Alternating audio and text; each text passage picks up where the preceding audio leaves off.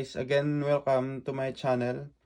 Yung topic natin yun ay tungkol sa AUX o AUXend. Paano gamitin bilang monitor. Nilagyan ko na po ng label para mas madaling intindihin. Yung AUX1 po, gagamitin po nating monitor ng singer. Yung AUX2 para po sa drums.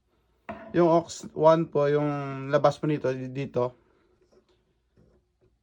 sa AUX1, yung monitor papunta sa singer. At ito naman yung AUX number 2,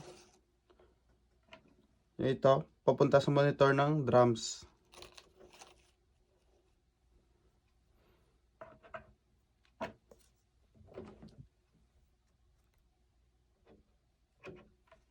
Simulan natin. Alam mo, yung singer natin, gusto nyo marinig yung sarili niya. Ito. Adjust na natin yung gain sa kung anong gusto ng singer. Tapos kung gusto na rin yung piano konti, bigyan na natin konti. Ito yung piano. Guitar. Kung ano yung request ng singer, tingnan na natin dito sa label. Mas maganda may label yung mixer kasi madaling i-trace pag sa monitor o pag mag-troubleshoot.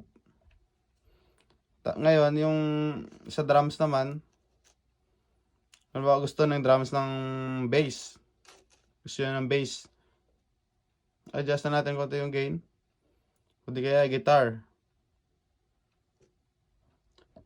Tapos yung sa AUX2, yung sa drums, yung labas nito dito sa may AUX2 out, papunta sa monitor ng drums.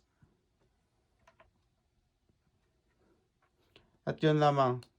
Kung may katanungan kayo sa video na to, comment na kayo below.